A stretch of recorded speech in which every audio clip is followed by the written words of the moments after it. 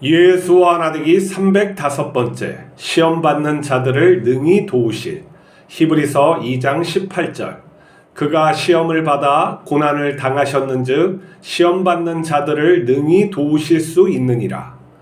예수님은 이 땅에서 죄인들에게 시험을 받았습니다. 바리새인들은 예수님께 찾아와 메시아인지 시험했습니다. 그들의 방법은 무례하고 악했습니다. 하지만 예수님은 그들을 구원하기 위해서 십자가에 죽기까지 사랑했습니다. 하나님 아버지께서는 예수님과 함께 하셔서 모든 시험을 이기게 하시고 하나님의 아들임을 보여주셨습니다. 예수님이 모든 시험을 이길 수 있었던 것은 하나님 아버지를 믿고 의지했기 때문입니다. 죄인을 진실로 사랑하고 그들의 구원을 위해서 기도했기 때문입니다. 이것이 영원히 사는 하나님의 자녀의 길입니다. 우리는 세상을 살다 보면 여러 시험을 만납니다. 우리가 감당할 수 없는 전쟁 같은 시험도 있습니다. 이때 우리가 인간의 방법으로 시험을 극복하려면 넘어집니다. 우리는 미래를 만들 능력이 없습니다. 어떤 선택이 좋을지 알지 못합니다. 우리는 예수님을 기억해야 합니다. 예수님은 시험 앞에서 먼저 기도했습니다. 하나님 아버지의 뜻을 선택했습니다. 전능하신 아버지께서는 악을 선으로 이기게 하셨습니다. 예수님은 우리를 지키시는 선한 목자입니다. 세상이 우리를 시험하는 것은 예수님을 시험하는 것입니다. 우리는 예수님을 따르면 됩니다. 예수님은 우리를 책임지고 승리하게 하십니다.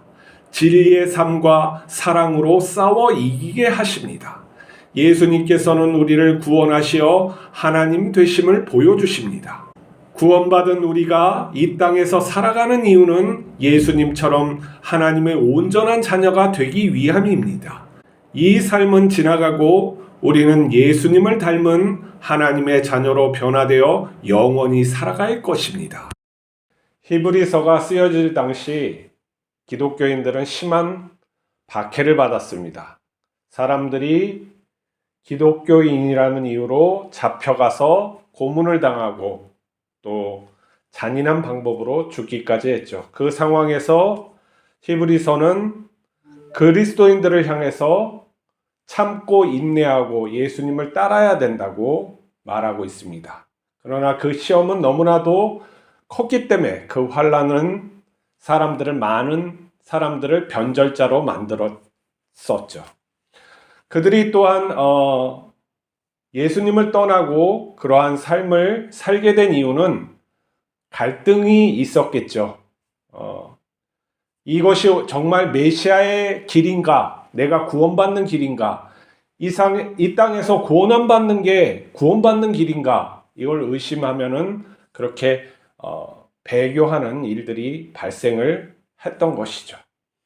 그렇지만 그 시절은 지나가고 로마의 국교가 되어서 이제 편안하게 예수님을 믿을 때 다른 문제, 다른 시험이 오게 되는 것인데 무엇이냐면 내적인 변절이 일어나는 것이죠. 뭐냐면 예수님을 따르는 삶이 아니라 권력과 부를 누리고 또 예수님이 하신 방법이 아닌 무력으로 사람들을 갖다 지배하고 또 개종시키는 일들이 일어남으로써 기독교의 예수님의 삶과 무관한 기독교가 되어가는 것을 또 볼 수가 있습니다.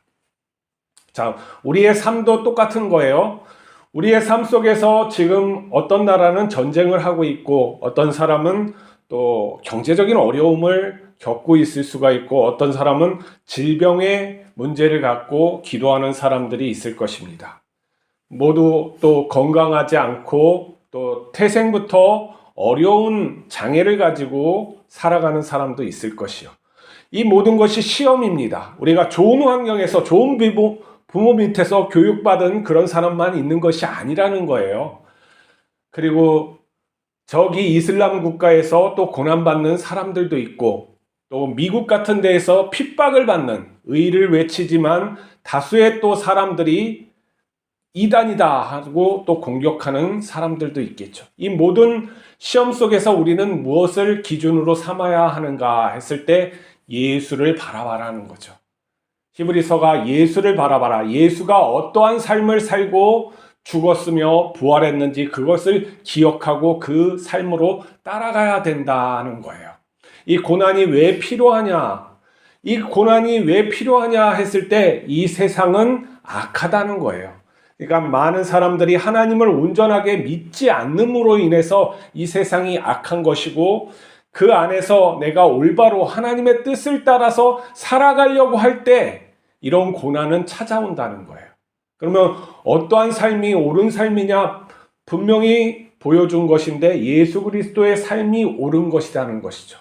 다른 사람들, 나와 생각이 다른 사람들을 배척하지 않고 그들과 이야기하며 토론하고 또 진리를 나타내면서 선한 방법으로 의를 이루는 그 삶, 그리고 하나님의 뜻이면은 십자가에 죽기까지 순종하는 삶, 십자가에 달려서 내가 나를 저주하고 나를 업신여기고 그러한 사람들, 비난하고 그런 사람들을 위해서 간절히 기도해주는 그러한 마음을 가지는 것, 그게 하나님의 자녀의 삶이고 그게 영원한 존재가 살아가야 될 삶이라는 거예요.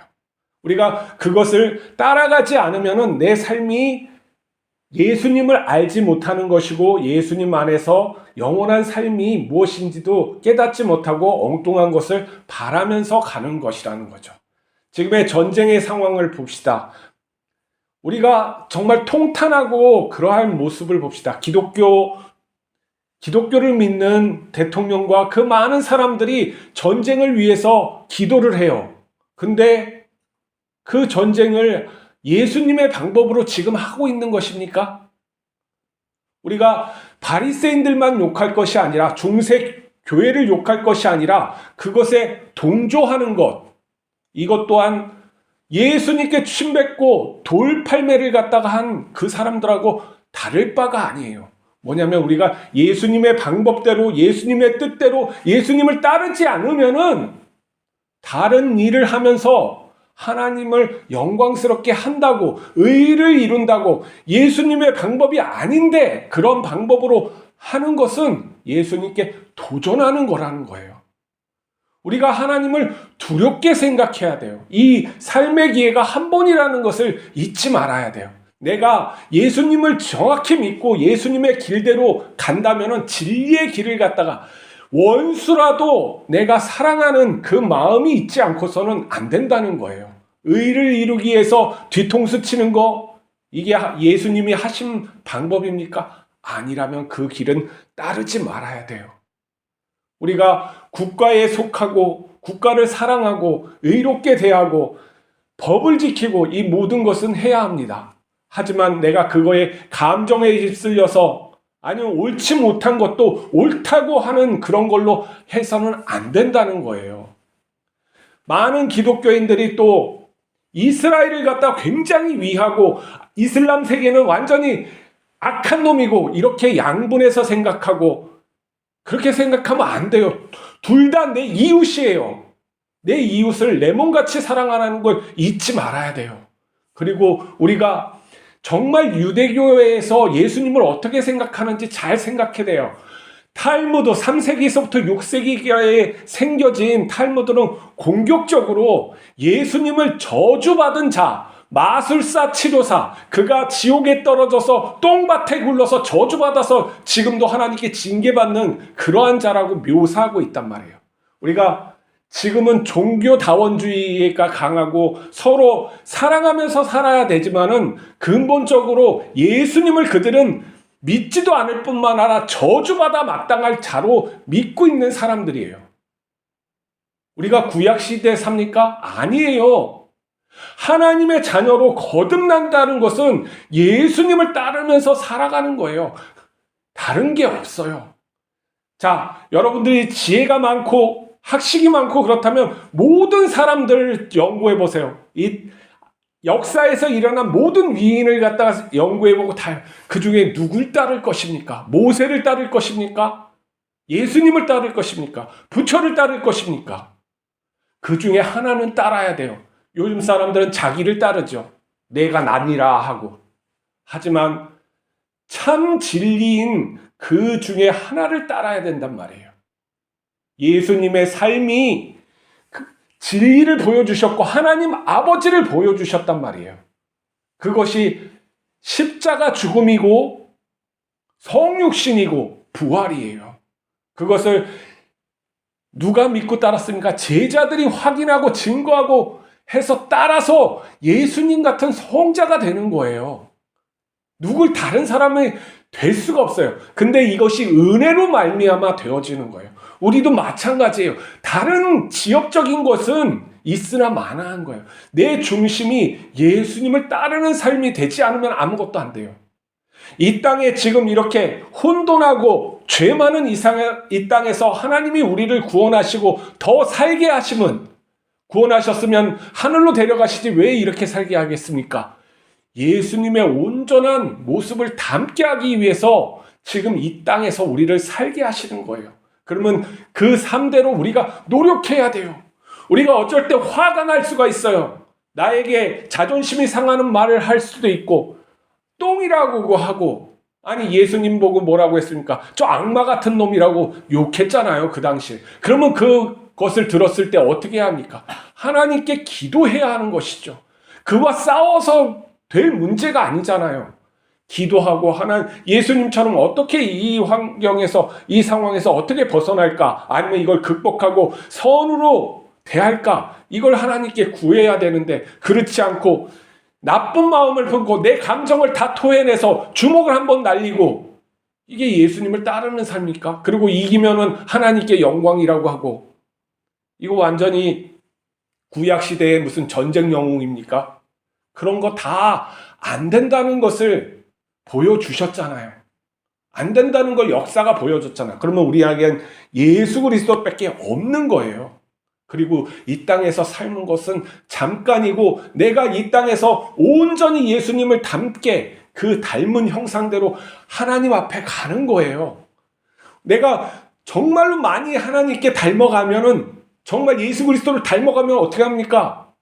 하나님의 가까운 보좌 앞에서 앉아 있는 거예요. 그걸 갖다가 하나님이 주시는 거예요. 예수님께 그랬죠. 제자들이 우리도 예수님 옆에서 앉고 싶습니다. 하늘나라가 오면 그건 아버지께서 택하신 자에게 줄 것이다 하는 거예요. 우리는 뭡니까? 우리가 상급이라고 말하는 거, 예수님을 닮는 거예요.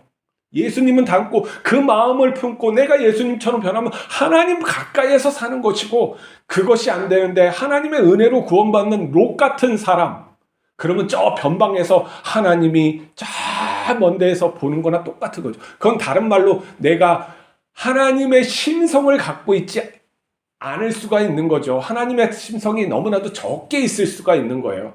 그 구원, 그걸 갖다가 바울은 뭐랍니까? 정말 불구덩이 가운데에서 다 타버린 믿음이라고 하잖아요. 구원은 받되 아무것도 아닌 하나님 앞에서 영광스럽게 쓰지도 못하는 그런 부끄러운 구원을 우리가 받아서는 안 됩니다. 국가를 따르는 것이 아니고, 어떠한 돈을 따르는 것이 아니고, 우리는 예수 그리스도만 따르는 거예요. 그럴 때 모든 고난은 누가 이기게 하십니까? 예수 그리스도께서 이기게 하시고 하나님 아버지께서 이기게 하시고, 그 고난을 통해서 선을 드러내시고 자신이 살아계심을 드러내시고, 우리에게 또한 그 하나님의 인품, 성품을 주시는 거예요. 성령의 열매가 가득하여서 우리 안에서 사랑이 충만하게 나오는, 기쁨이 충만하게 나오는 영원한 존재가 되는 것입니다. 기도하시겠습니다.